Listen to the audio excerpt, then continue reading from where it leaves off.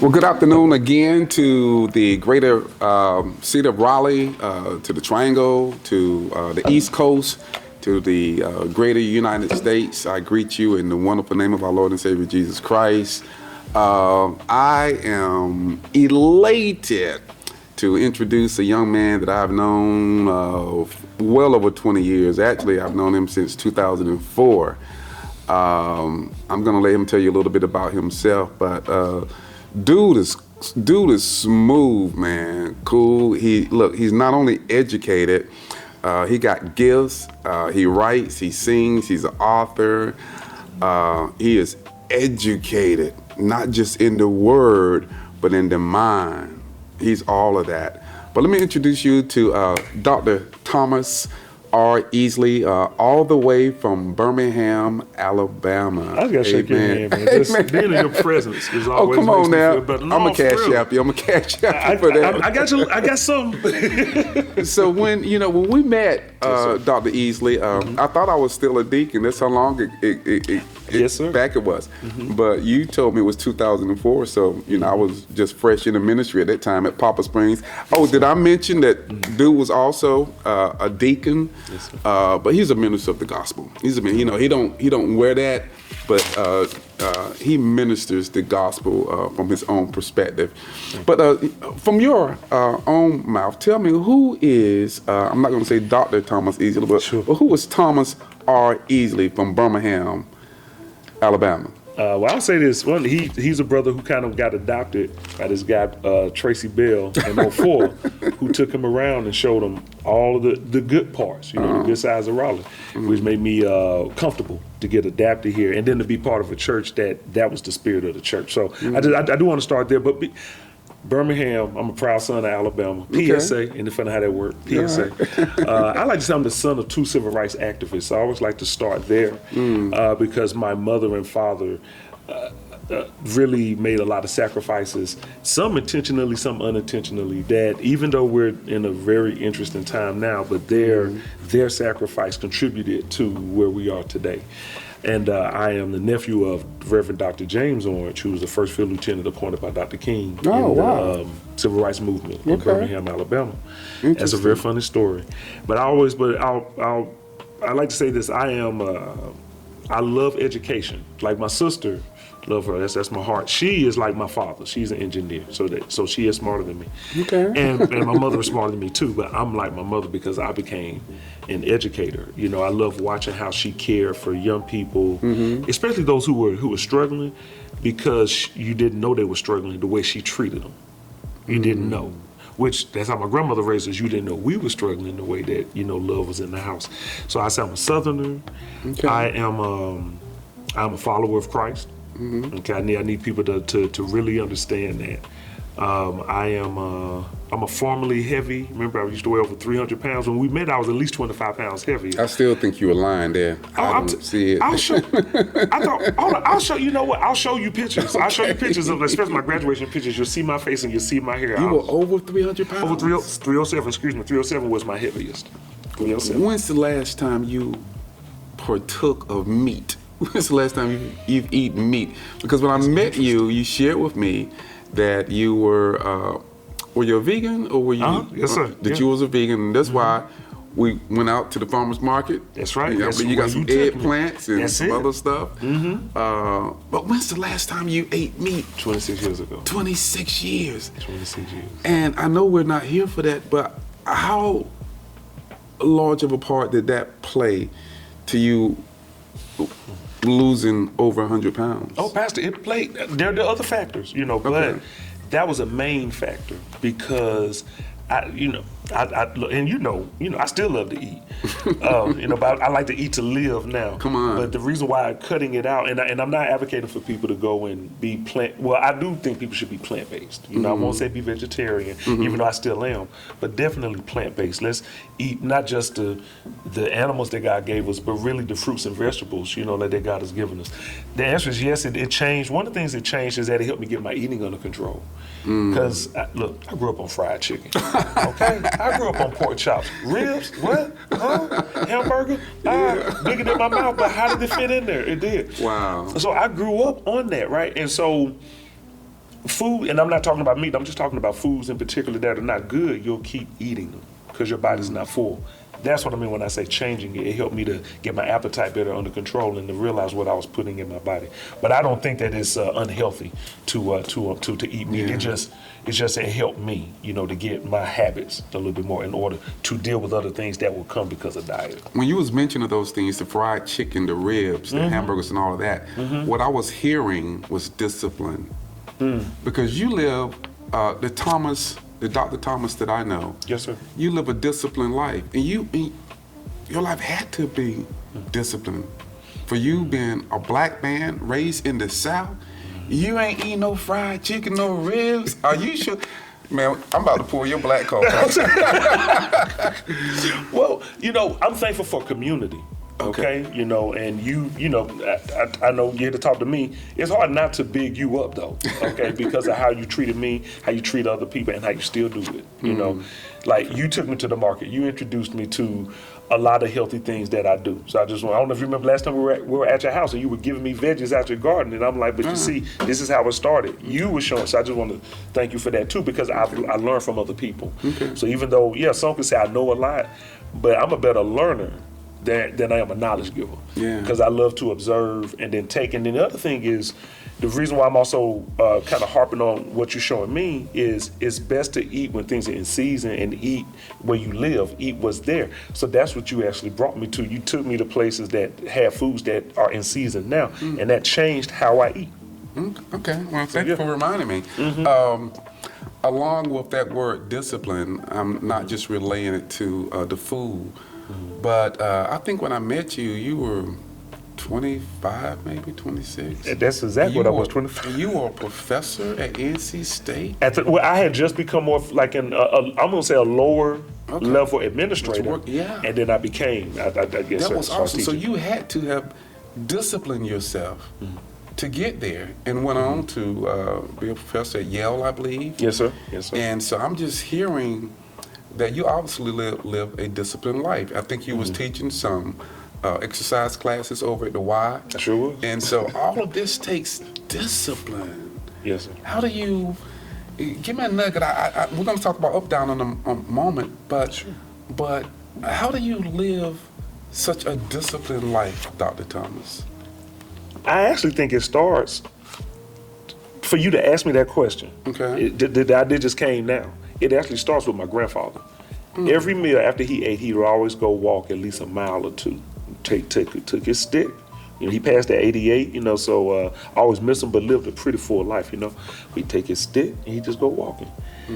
And I noticed that he didn't eat to get stuffed. He just eat, there would always be food left on the plate. And he would, but I was my grandmama's favorite grandchild as far as I'm concerned. I ate everything. I ate to get stuffed, and I ate for people in Africa and in Asia. I ate everywhere, okay? Which I don't do that now, and I don't advocate, please don't do that. But I start with him. My mother actually went through Weight Watchers. Really? And lost weight. My mother and father stopped smoking cigarettes. Okay. Okay, and there are other things that my father overcame. But the truth is, I really saw it with them, and it wasn't until just you asked that question that I recognized that's where I saw it from.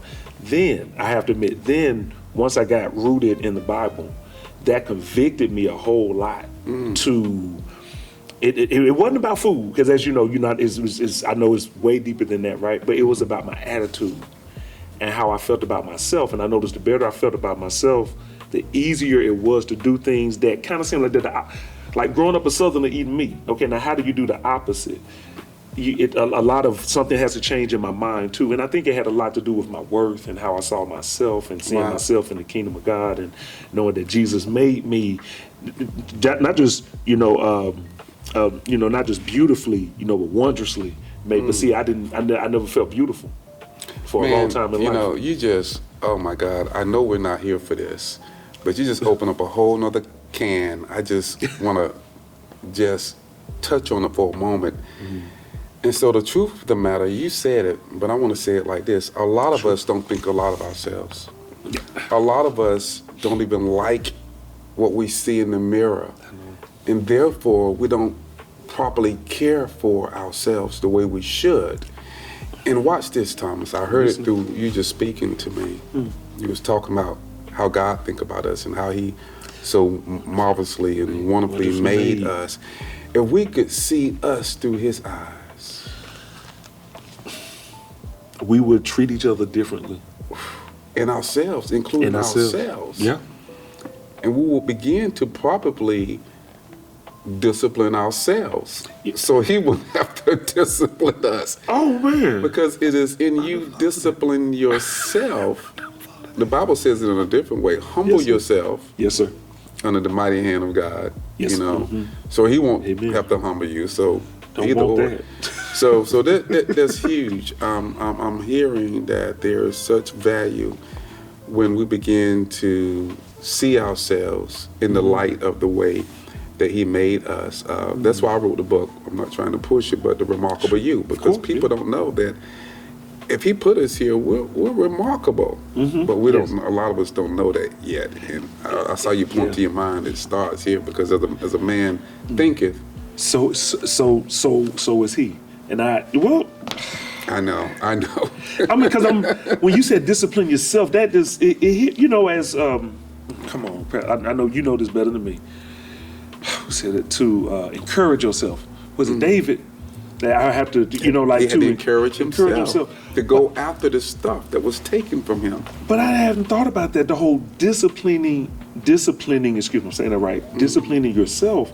I hadn't thought of that because it's like not to get violent, but But that's what you do. Yeah, it's like I whip myself if I don't get to the gym.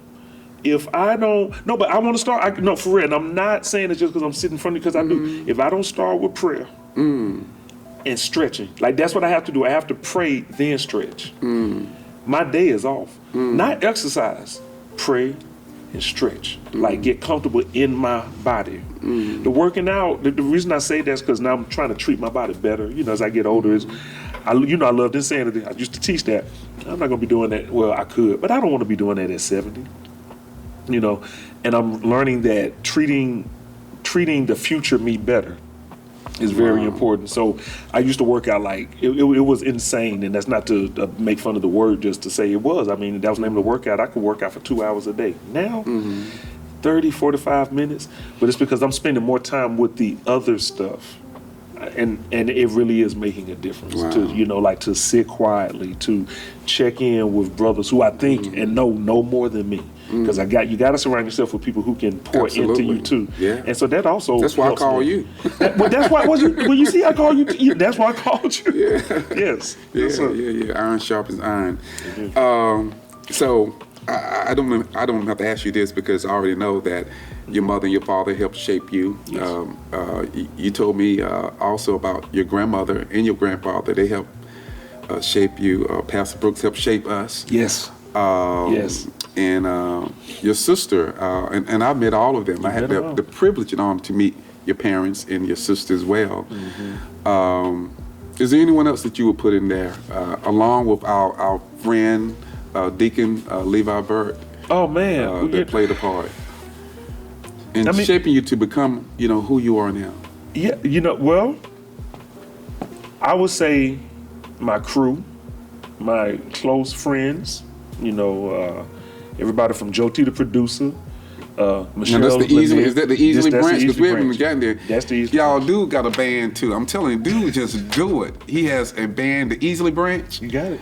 How many albums you got out? I have 7. No, I have 6. But we've done over 20 on the whole label with. Wow. We've worked with at least 10 different artists in the country. We have 4 signed to the label, and so that's gonna be Talitha Rising, AKA Michelle Lanier, B, my brother Jackson, Jay Smith, JS 20,000, and then my brother Joel Burton, Joe T, the producer. And the fascinating thing, and then of course, I'm leaving out. I'm sorry. Tyler Payne, he's our T-Pain.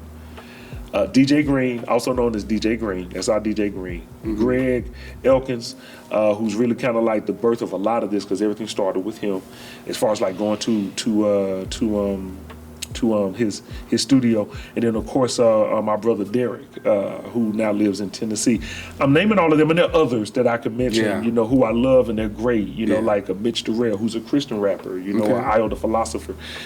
Sitch, you know, they all came. I'm not gonna say that I put them on because I know God put them on, but they all made music with me before they were known, and I always knew that they were great. I mean, Mitch could sing, he could rap, he played the drums. Sitch can sing, he's a choreographer. But the core of what we do are those people, you know, who I mentioned: T-Pain, Talitha Rising, Joe T, B, DJ Green, Greg, JS 20,000. So was Rashad birthed out of them guys? Well, Rashad, it's funny. You ask them, for real, they'll tell you they were birthed out of Rashad. Because everything started, and you helped, see here, we've known each other for over 2 decades. You don't look like it. He don't look like it. Girl, I know that. I hope I don't, So you know. this evening, you look good. Likewise, sir. But you remember when I wanted to do my first record? And you helped me to perform, you know, at different churches, but of course at Poplar. That's where it started. Okay. And remember, we would do the street ministry. And I said, and I remember you We built supported a me. little stage. We did in multiple locations. Yeah. You and Pastor Brooks supported me, and I loved what y'all said. It was like, and it was the way that you put it. You knew that I wanted to do it to bring people into church. So you were like, Thomas, go do what you're doing. You know, I've listened to the lyrics. I know what you're not saying. So I can get behind this. Pastor Brooks was like, not that he said hip hop, it's not that it's dirty, Thomas, but he was like, he said, I can tell you don't mind getting dirty, meaning you want to go where the people actually are. I said, that's what I want to do, because that's what hip hop did for me. It helped pull me out of, you know, I like to say it like this: God, through hip hop, pulled me out of some dark places. Yeah. You know, and I say that because the songs that I would listen to that would pull me, they were either talking about Jesus, talking about God. But these are people who you say who are street, like Goody Mob, Lupe Fiasco. But then when you look at their background, you're like, wait a minute, these guys either go to church or one, you know, temple, but they're committed, they're disciplined in what they believe, and that motivated me to go, I can stop drinking, I can stop getting high, I can do better in school, from guys who didn't finish school.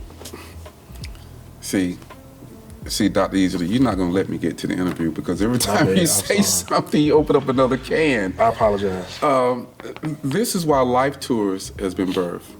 Because, and of course, I could Well, see you as partner. an affiliate Yes, sir. of Life Tours, is because I believe that God wanted me to speak to people that don't do church, the traditional church. And I asked you to come alongside because I needed somebody that don't look like me, and all, you know, clean cut or what some might consider, you know, kind of church or military. Like Yes, sir. I want somebody to look kind of hard. You know what I'm saying? Or look, you know, maybe a little Afrocentric, or I like the you know, Afrocentric. or, Yes, or sir. whatever you want to call it. You can call it Islamic or whatever, but you don't look like me. You know, because God is multifaceted. Yes, and sir. some of us, you know, Sunday morning we're looking for someone, you know, maybe with the hats or the dolly or the suit, and anything outside of that, our traditional churches would consider ungodly.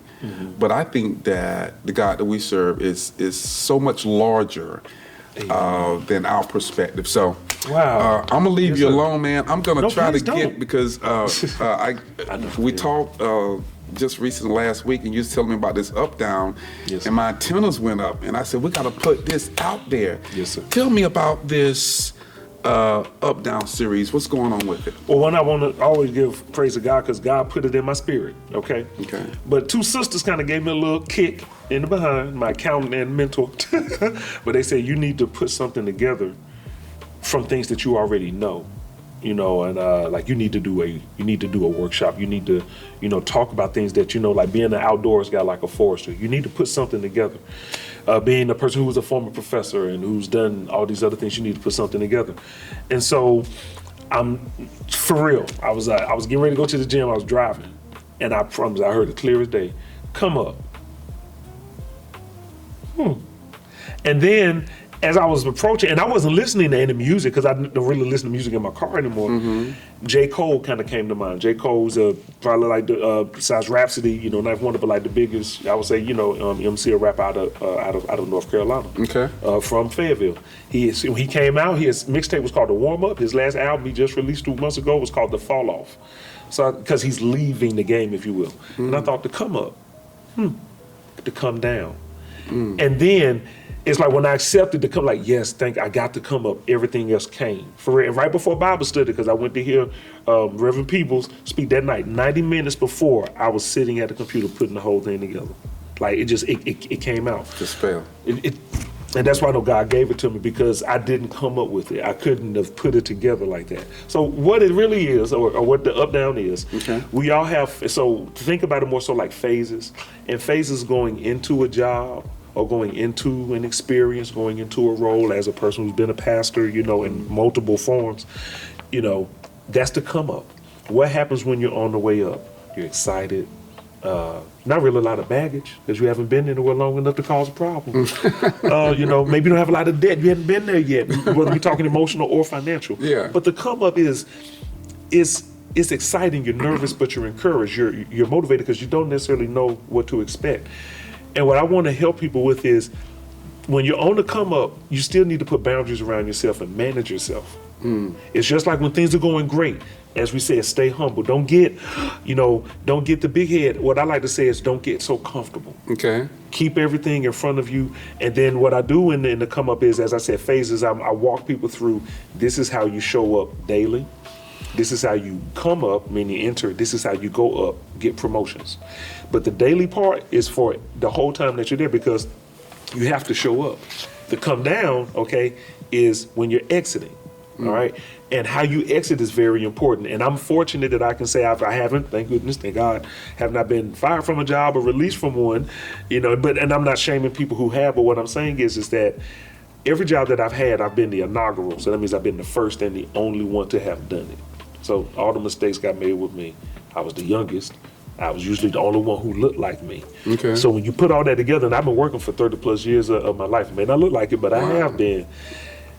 The one thing I learned is how to maintain relationships, grow your network, stay there, and stay whole as best as you can, so when you leave, you're the same way. So to come down, and people leave jobs for many reasons: health, resigning, fired. But the other good reasons, right? I got another job, either I don't like my job or I got another job and I love it. It's hard to leave this place. And so to come down is, how do you leave with the bridge still intact? Just in case you need to walk back across it. So how do we not burn it? But we not burn that by not burning out.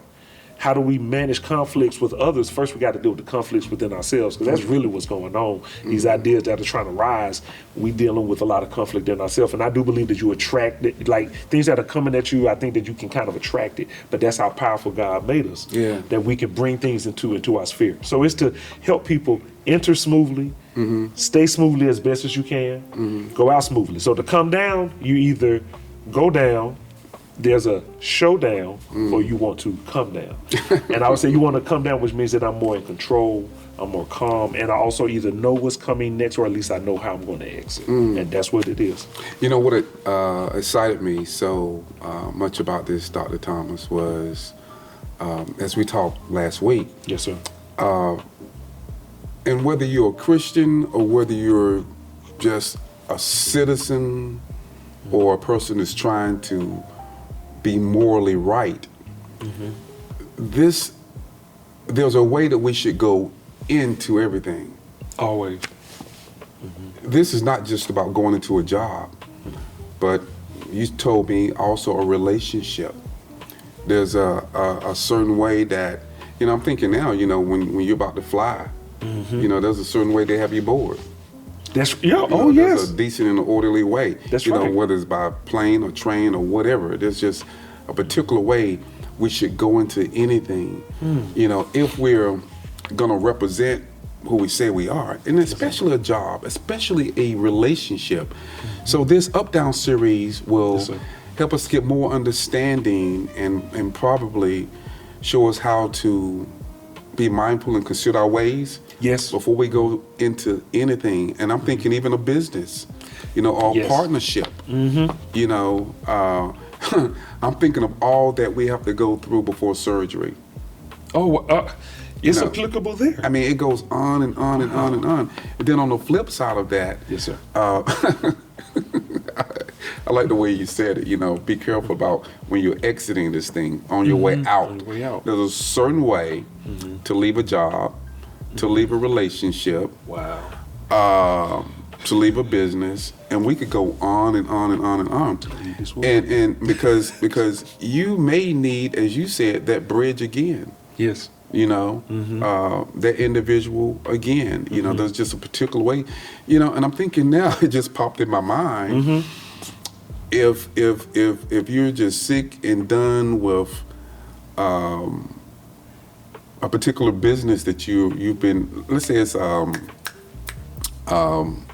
you have rental property, Okay. or you know the what they call the share thing. You know, you got Yes. some property. Yeah, you can invest in it. Yes, sir. Yeah, you just can't come out just like that. No. No. You know, unless you're looking at being possibly sued or paying more money, so you need to get you a lawyer so that you can properly exit that. Yes. So that's this Up Down series can just it is so multifaceted when I think about it.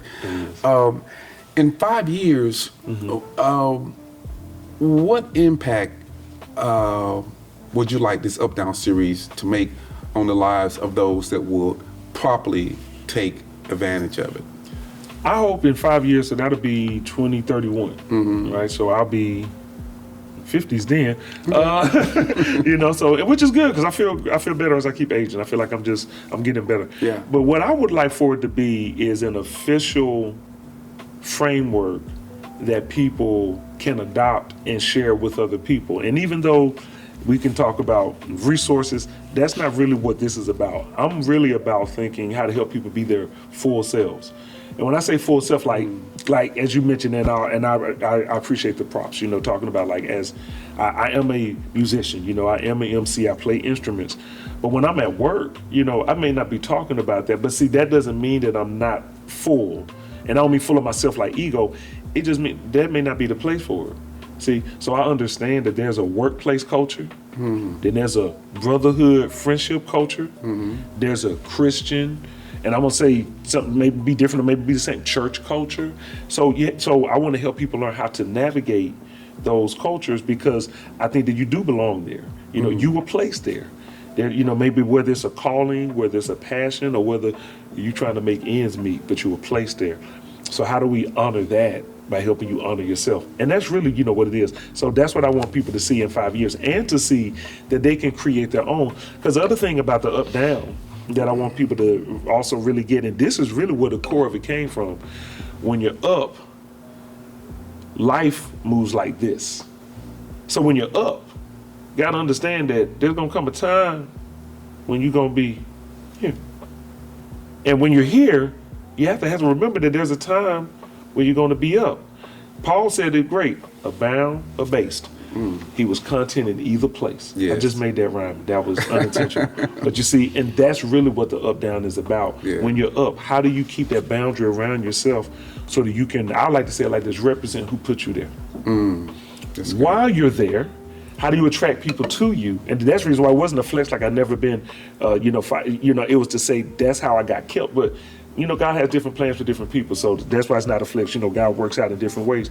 But God used me to attract people to me. Even when I was at Yale, I was just told, just spread love when you go up there.